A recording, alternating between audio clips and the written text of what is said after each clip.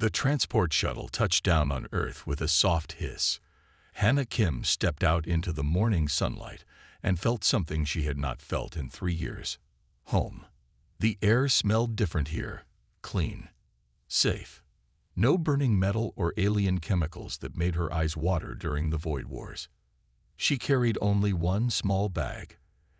Everything else she owned was either destroyed in battle or left behind on distant worlds.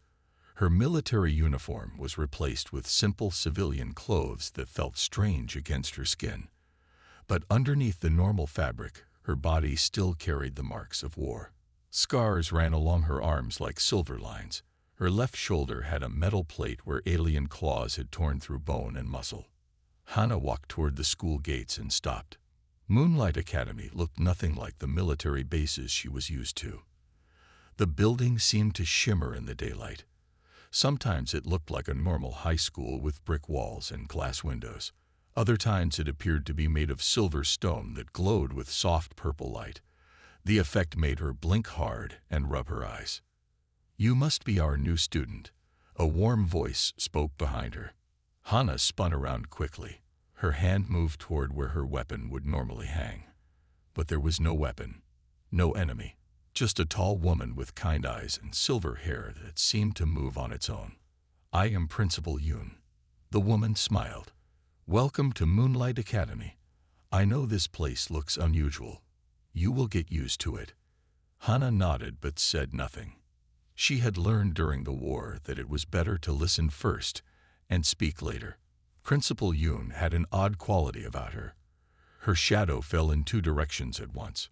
Her reflection in the school windows showed someone with pointed ears and glowing eyes.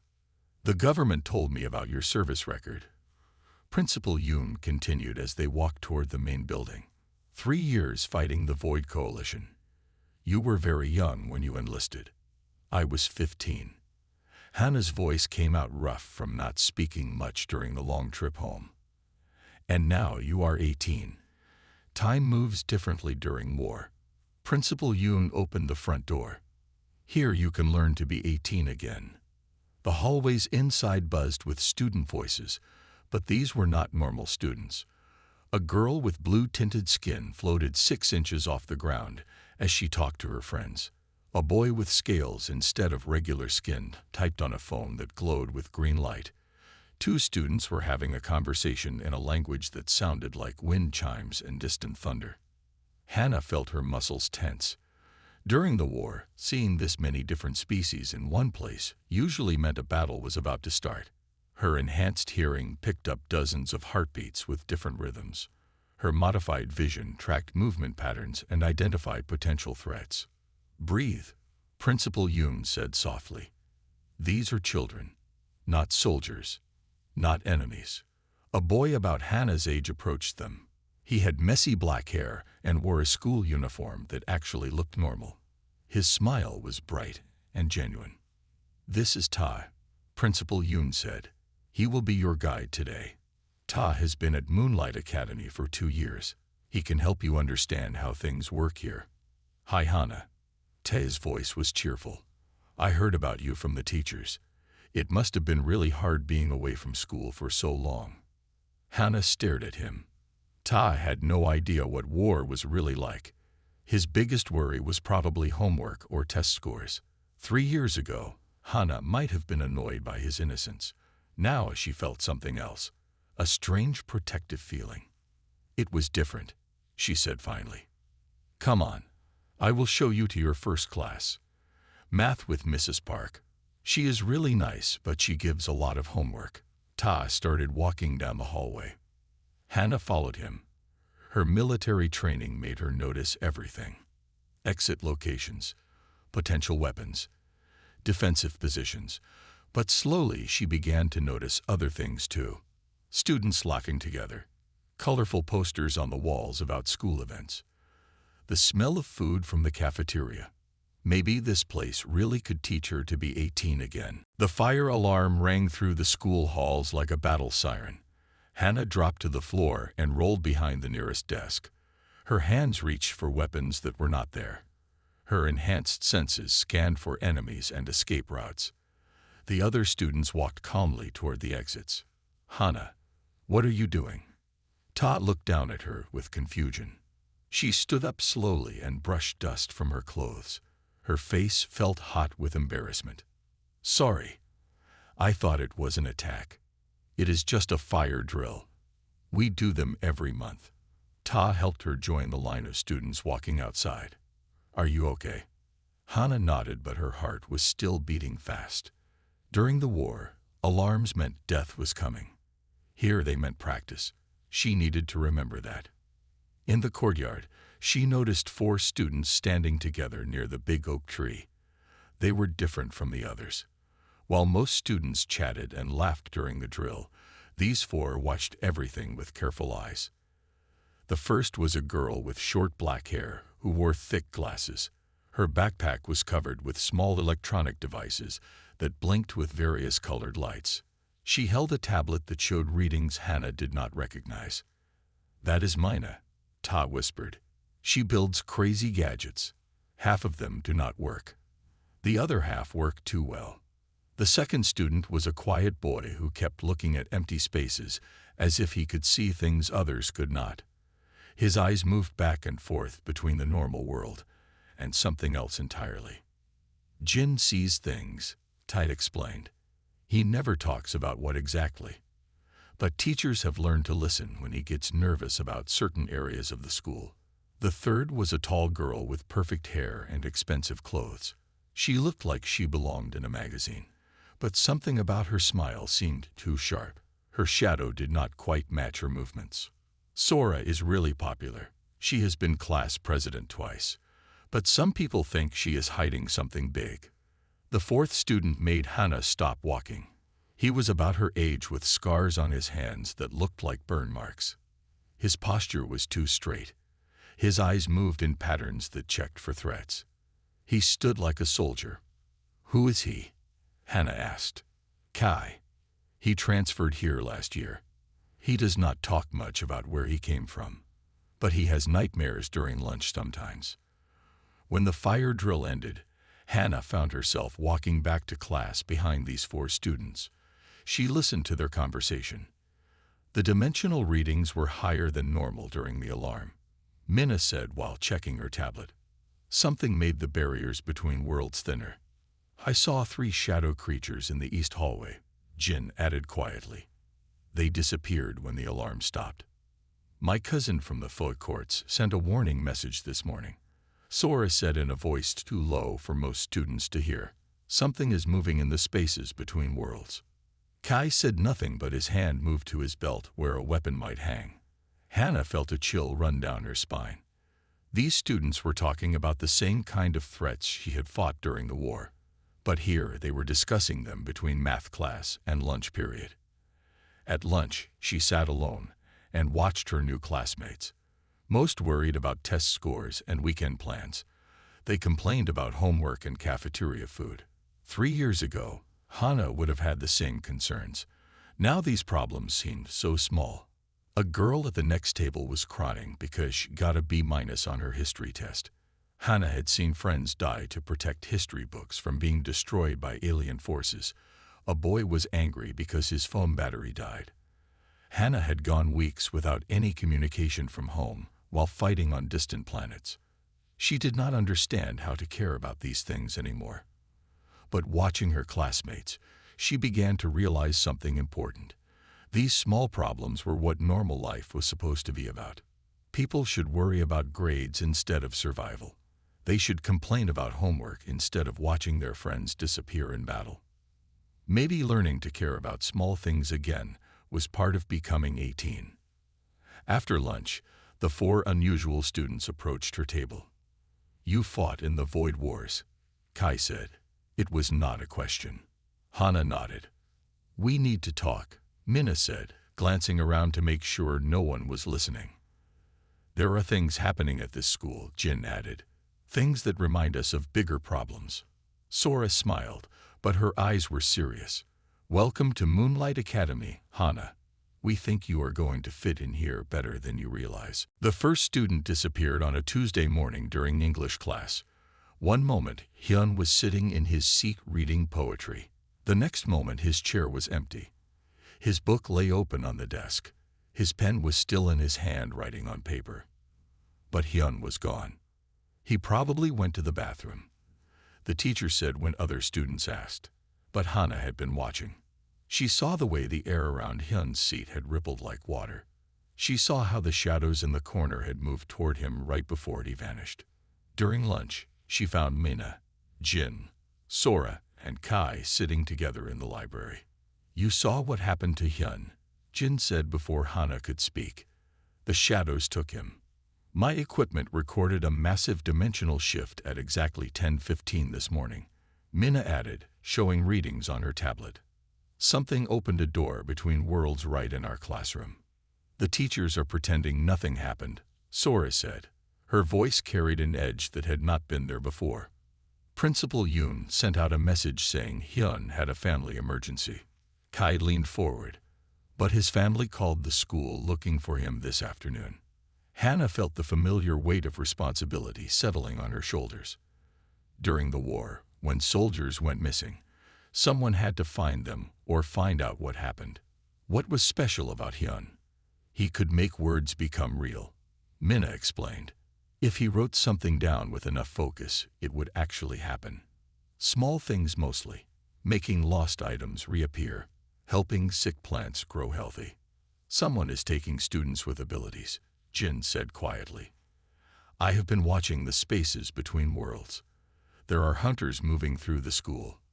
Over the next 3 days, 2 more students disappeared. Dana, who could heal small wounds with her touch, vanished from the gymnasium during PE class. Wook, who could speak with electronic devices, disappeared from computer lab while working on a project. Each time, Hana noticed the same pattern. The air would ripple, shadows would move in ways that defied natural light, and the space where the student had been would feel cold for several minutes afterward. The school administration kept making excuses: family emergencies, transfer to other schools, personal problems that required immediate attention. But Hana had heard these same lies during the war when bases were under attack and officers did not want to cause panic. She started patrolling the hallways between classes. Her enhanced senses picked up traces of something that did not belong in this dimension. A smell like burning ice, a sound like whispers in a language that hurt to hear. Brief glimpses of movement that disappeared when she looked directly at them. "You are tracking them," Kai said one afternoon as they walked to their lockers. He had been watching her movements. "You know what is hunting our classmates?" Hana nodded. "Void wraiths. I fought them during the war. They feed on the energy that connects different dimensions. Places where multiple worlds meet are like candy stores to them." "This school exists in multiple dimensions at once," Sora added. "It makes us a target. But why take specific students?" Mina asked. "Why not just attack everyone?" "Because they are not just feeding," Hana realized with growing horror. "They are collecting. Students with special abilities that could either defend dimensional barriers or tear them down." That evening, Hana called her old commanding officer using a secure military communication device she had kept hidden in her room. "Colonel Park, this is Hana Kim, former Private First Class, Void War Division 3. Hana, you are supposed to be in school. What is wrong?" "Sir, I have Void Wraith activity at my location. They are taking civilians with dimensional abilities. This looks like the beginning of a collection operation." The silence on the other end lasted too long. "Hana, there are no active Void Coalition forces in your sector. Our intelligence shows they pulled back to the outer systems after the peace treaty." "With respect, sir, intelligence is wrong. I know what I am seeing. Keep your head down and focus on your studies. That is an order. Colonel Park out." The communication ended. Hana stared at the device in her hand. For the first time since returning to Earth, she felt completely alone. The military would not help. The school administration was either clueless or lying. But she was not the same 15-year-old who had enlisted 3 years ago. She had learned to fight. She had learned to lead. And she had learned that sometimes the only person you could count on was yourself.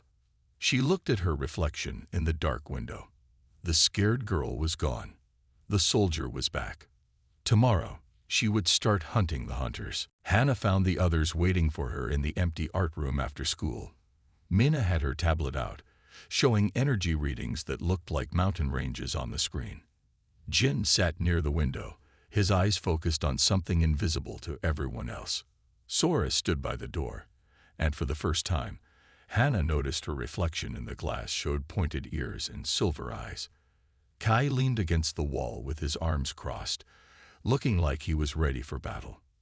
"We know you are planning something," Minna said without looking up from her device. "The dimensional readings around you have been getting stronger all day." "You are thinking like a soldier again," Kai added. "I recognize the signs." Hannah took a deep breath. She had spent 3 years learning to trust her squad with her life. Now she needed to trust these students with something even more important. "I cannot do this alone," she said. "The Void Wraiths are too organized, too smart. They have help from inside the school." "What kind of help?" Sora asked. "Someone who knows which students have abilities, someone who can track their schedules and find them when they are alone." Jin suddenly stood up straighter. "Mr. Han, I have been seeing dark energy around him for weeks. It moves like smoke under his skin." Minna typed quickly on her tablet. "I can check that. My scanner should be able to detect non-human energy signatures." She worked for several minutes, then looked up with wide eyes. "Jin is right. Mr. Han shows readings that match the same dimensional frequency as the disappearances. He teaches 3 classes with each of the missing students," Sora realized. "And he has access to all student records through the teacher database." Kai pushed away from the wall. "So we have found our inside man. What do we do about it?" "First, we need to know what each of us can really do," Hannah said. "I have enhanced reflexes, improved senses, and military training. But that might not be enough against enemies that can slip between dimensions." Minna held up a small device that looked like a cross between a phone and a flashlight. "I build tools that work in multiple dimensions at once. This scanner can detect energy that exists in spaces between worlds. I also make communication devices that work even when dimensions shift." Jin closed his eyes and concentrated. When he opened them again, they glowed with soft blue light. "I can see the true nature of things. Illusions do not work on me. I can spot dimensional tears before they fully open. And I can tell when something is pretending to be human." Sora's appearance flickered like a broken television.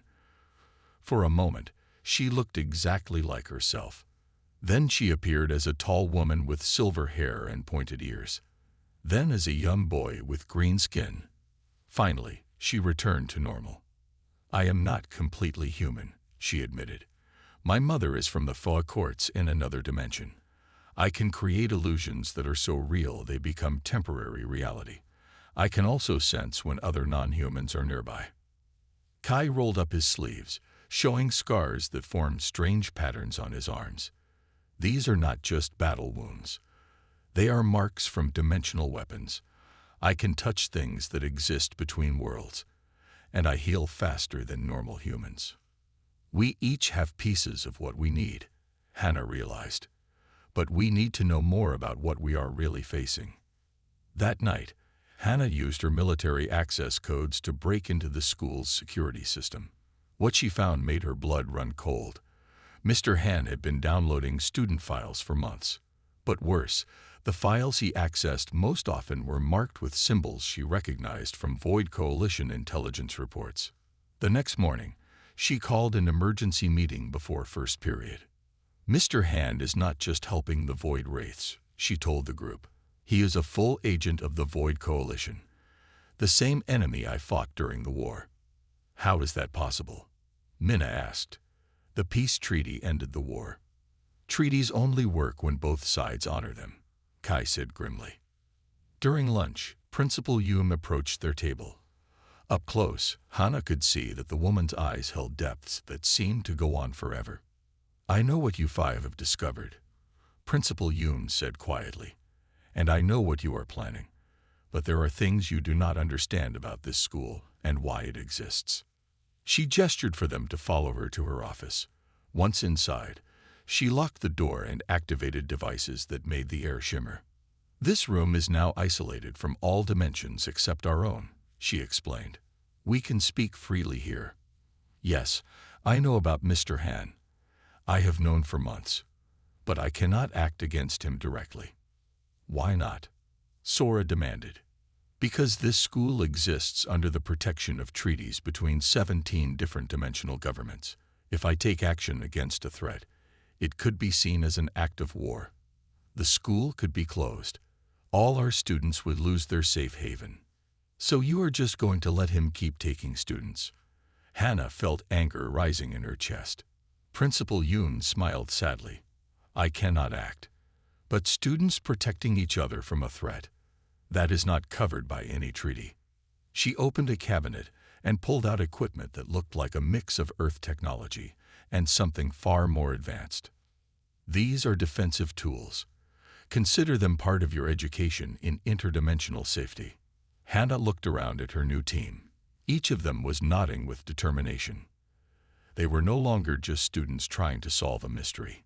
They were Earth's unofficial defenders. The Interdimensional Cultural Festival filled the school with colors and sounds from dozens of different worlds. Students from the HFY courts had created gardens that bloomed with flowers made of pure light. Tech students from the machine realm displayed robots that painted pictures with liquid metal. The cafeteria served food that existed in 3 dimensions at once, changing flavor as you chewed. Hannah walked through the celebration feeling uneasy. Her enhanced senses picked up too many dimensional signatures overlapping in the same space. The barriers between worlds had never been thinner. "This is exactly what they were waiting for," she told Mina as they watched younger students laugh and play games that bent the laws of physics. "My scanners are going crazy," Mina replied, checking her tablet. "I can barely tell where one dimension ends and another begins." Jin suddenly grabbed Hannah's arm. His eyes were wide with fear. "They are coming. Now, I can see the tears opening everywhere." The first void wraith materialized in the middle of the dance floor. It looked like a person-shaped hole cut out of reality itself. Students nearby started screaming as the temperature dropped 20 degrees in seconds. More tears opened throughout the school. Dark shapes poured through like smoke, heaven form, and hunger. "Everyone get to the exits," Hannah shouted, but her voice was lost in the chaos.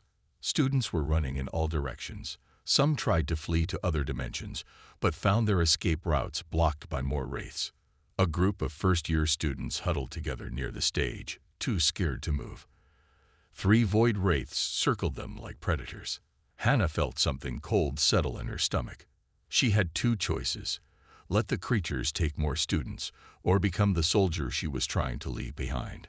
She chose the students. Hannah moved faster than any normal human could. Her enhanced reflexes kicked in as she grabbed a metal chair and swung it through the first wraith. The creature shrieked as dimensional energy sparked from the impact. She rolled under the second wraith's claws and came up with a broken table leg that somehow cut through its shadowy form. The third wraith was larger than the others. During the war, soldiers called them hunters. This one had been feeding for a long time. It reached for the youngest student, a boy who could not have been more than 14. Hannah stepped between them. The wraith's claws raked across her arms, leaving burns that went deeper than skin. But she held her ground. She grabbed the creature and used a combat technique that had taken her months to learn. The wraith dissolved into nothing. For a moment, there was silence around her. The young student stared at Hannah with a mixture of fear and awe. Her clothes were torn. Her arms bled from wounds that looked like they had been made by frozen fire. Her eyes held the same cold focus that had kept her alive during the war. "Get to the emergency exits," she told them in a voice that expected immediate obedience. "Stay together. Do not look back." They ran. But the victory came with a price. The sounds of battle, the smell of dimensional energy burning, the feeling of claws cutting through her skin. It all brought back memories Hannah had tried to bury. Suddenly, she was not in the school anymore. She was back on the dead planet where her squad had been ambushed. She could hear her friends calling for help. She could smell the smoke from burning equipment. Kai found her sitting on the floor, shaking. Hana, Hana, you are safe. You are at school. She looked up at him with eyes that had seen too much. I killed them, Kai. I killed them just like before. What if I cannot stop? What if I become the monster I fought against? Around them, the battle continued. Sora was creating illusions to confuse the wraiths.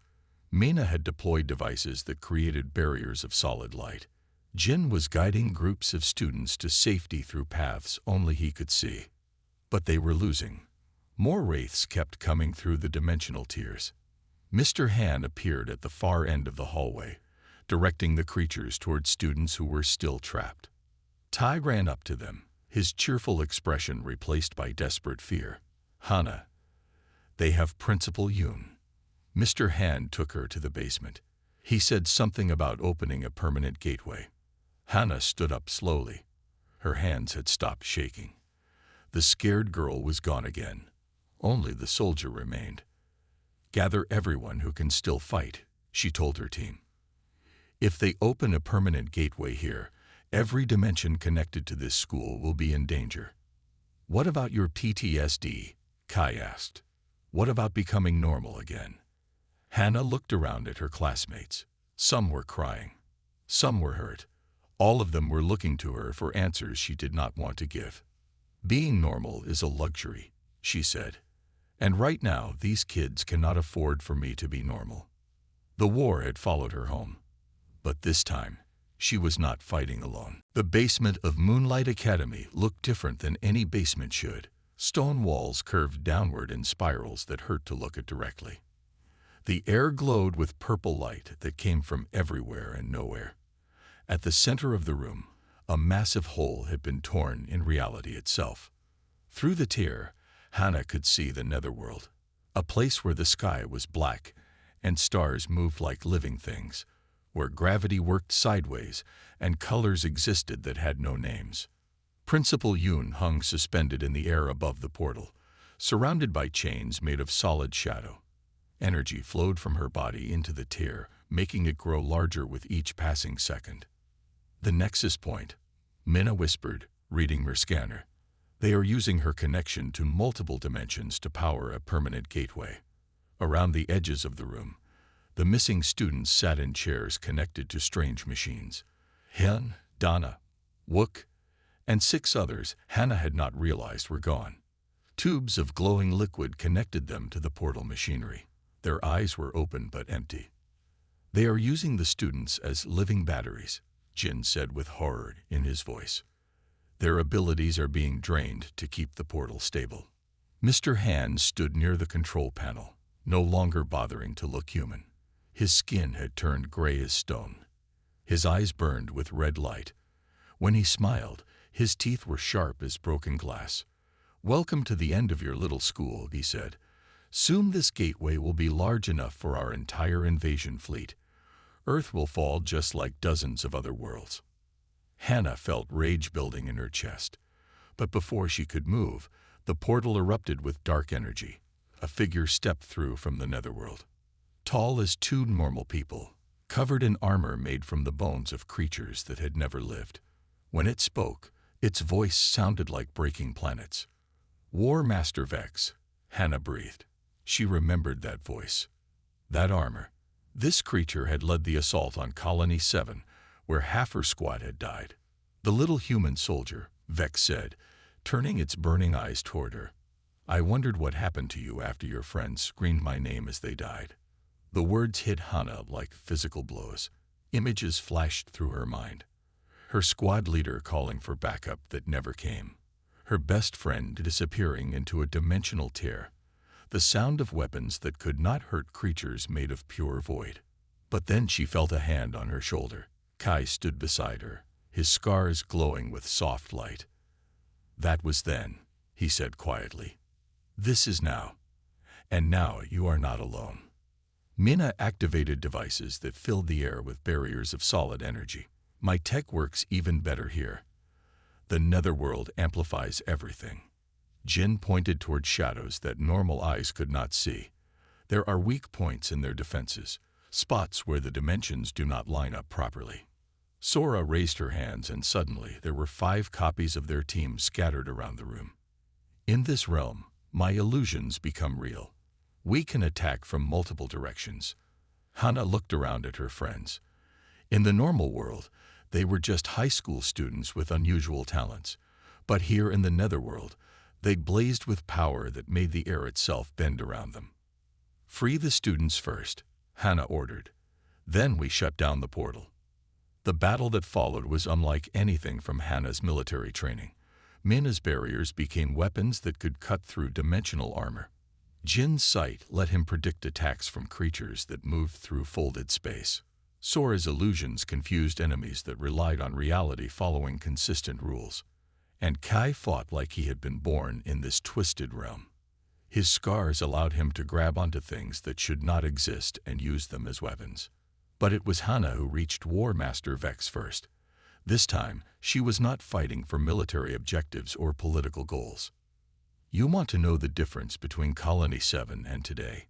she asked as they circled each other. "Enlighten me, little soldier.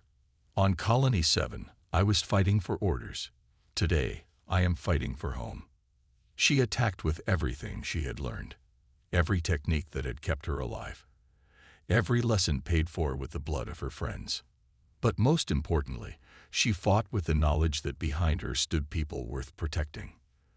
The war had come home, but home was fighting back. Hana rolled away from War Master Vex's claws and crashed into the wall. Her enhanced reflexes had saved her from the worst of the attack, but she could feel bruises forming along her ribs.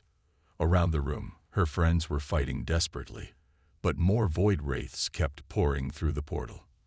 "We cannot win like this," Kai shouted as he threw a piece of dimensional debris at 3 approaching enemies. "There are too many of them." That was when Hana remembered something from her military training. The most important lesson was not about weapons or tactics. It was about knowing when to change the entire battle plan. She activated the communication device Mina had given her. But instead of calling for backup from Earth's military, she broadcast on all frequencies that could reach the school. "This is Hana Kim to all students at Moonlight Academy. I know you can hear me across the dimensional barriers. The Void Coalition is trying to destroy our school and use it as a gateway to invade your home worlds." Her voice carried through the building and beyond, reaching students who were hiding, students who had fled to other dimensions, and students who thought they were too weak to help. "They think Earth is weak because we accept refugees. They think our school is easy to destroy because we welcome beings from every dimension. They are wrong." In the chemistry lab, 3 students from the crystal realm heard her words. They had been hiding under tables, afraid their rock-like bodies would make them targets. Now they stood up and began converting the lab equipment into weapons that could pierce dimensional armor. In the music room, a group of students from the sound dimension had been cowering in silence, but Hana's words reached them through frequencies only they could hear. They began creating sonic weapons from the instruments around them.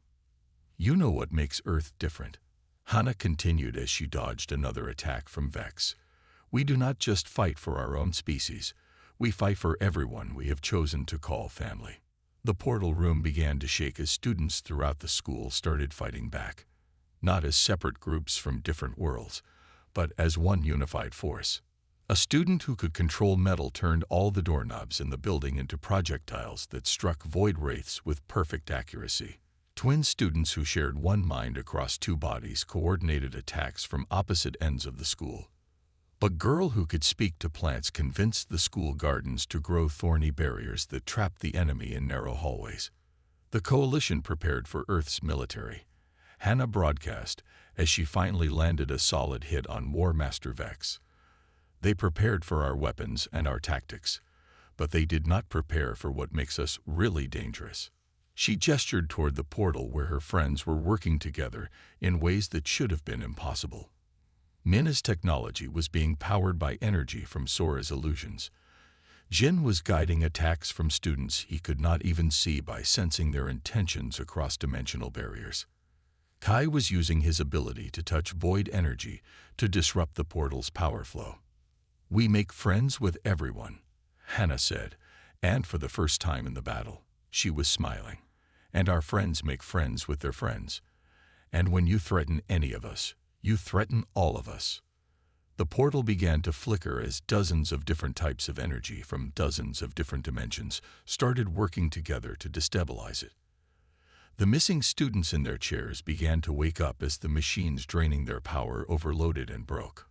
War Master Vex roared in frustration. "This is not possible. Your species is too weak, too divided." "You made one mistake," Hannah said as students from 17 different dimensions combined their abilities to create a weapon that existed in all realities at once.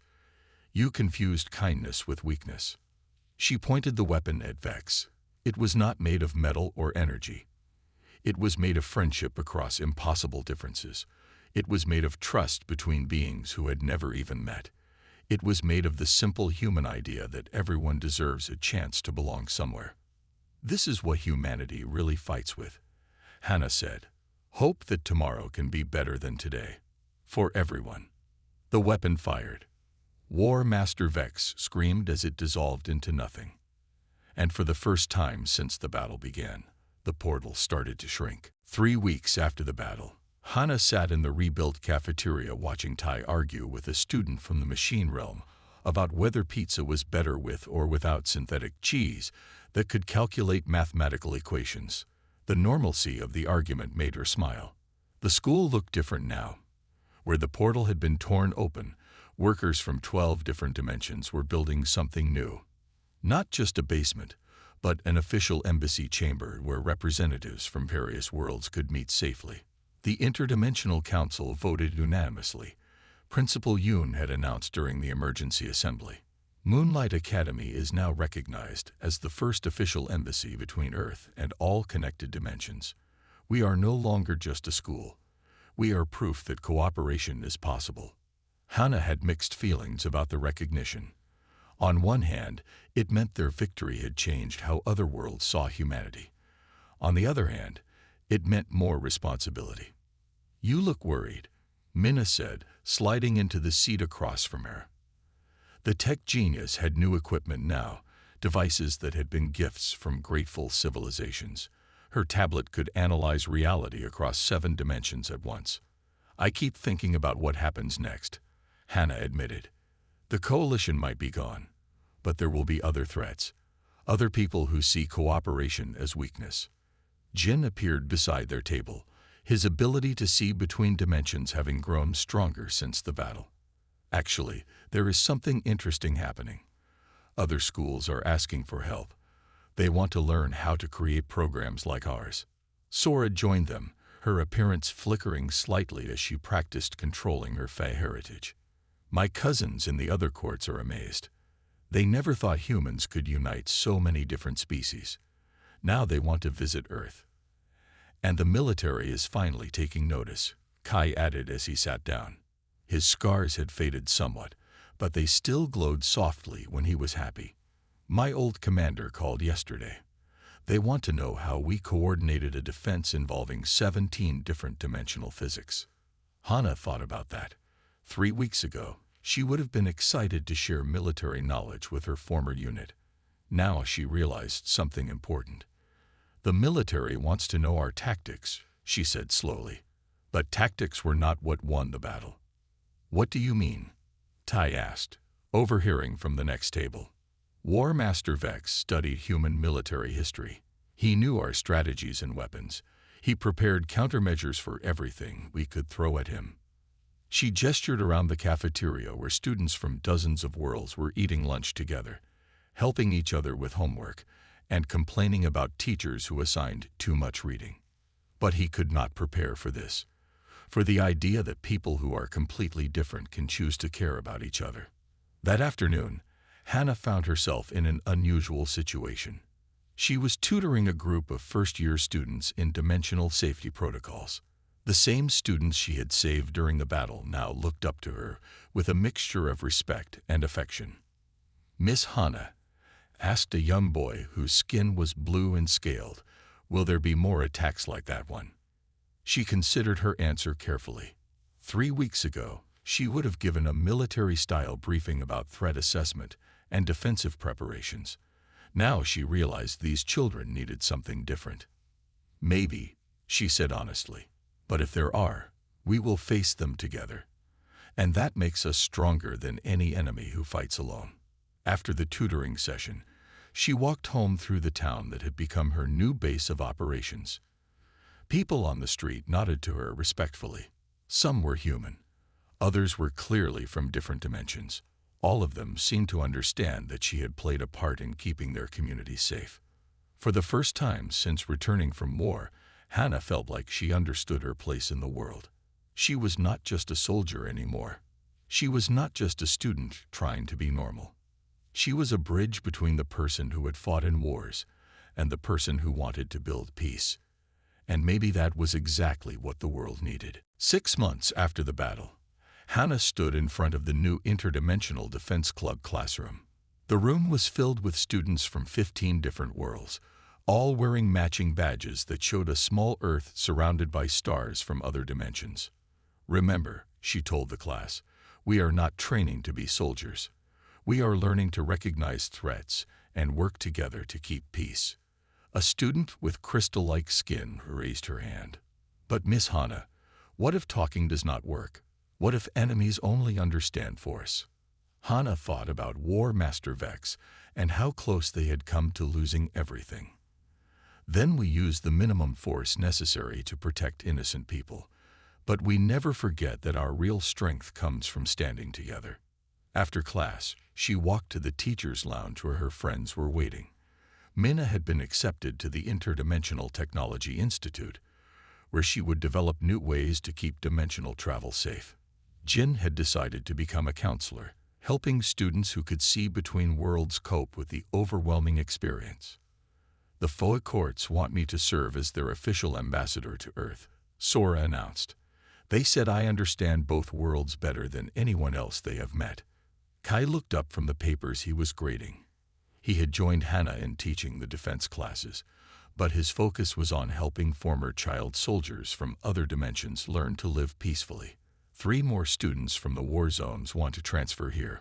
Principal Yoon approved their applications. This place is becoming exactly what it was meant to be, Hannah said. A safe haven for people who need a second chance. Her communication device beeped with an incoming message. The caller ID made her heart skip. Colonel Park, her old commanding officer. Hannah, I know you have been busy with your school project. The colonel's voice was respectful in a way it had never been before. But we need your help. The peace treaty is holding, but tensions are rising in the outer systems. We want to establish a new program. Interdimensional peacekeepers instead of soldiers. What would that involve? Hannah asked. Teaching cooperation instead of conquest. Helping different species understand each other before conflicts start. The kind of work you have been doing at your school, but on a galactic scale. Hannah looked at her friends. Minna nodded encouragingly. Jin smiled and gave her a thumbs up. Sora mouthed the words, "Do it." Kai just looked proud. I accept, Hannah said. But I have conditions. This program gets built on the principles we use here. Every species gets an equal voice. Every solution starts with trying to understand each other. Agreed. When can you start? I graduate in 2 months. After that, I am yours. After ending the call, Hannah walked out to the school courtyard where the interdimensional memorial had been built. It honored everyone who had died in the Void Wars, from all sides and all species. But it was not a monument to victory. It was a promise to do better. Tada found her there as the sun was setting. So you are really going to become a galactic peacekeeper? Something like that, Hannah said. Though I prefer to think of it as being a professional friend-maker. Will you come back to visit? Hannah smiled and looked around at the school that had taught her the difference between winning wars and protecting peace. This will always be home. And home is where you come back to when the work is done. As night fell, students from dozens of worlds walked past them, laughing and talking about homework and weekend plans. Normal problems. Safe problems. The kind of problems people should get to worry about. Hannah had spent 3 years fighting to end a war. Now she would spend the rest of her life helping others avoid starting new ones. It was exactly the mission she had been born for. The girl who had returned from war to high school had found her calling, not as a destroyer of enemies, but as a builder of friendships across the stars. And in a universe full of threats and darkness, that might be the most important job of all.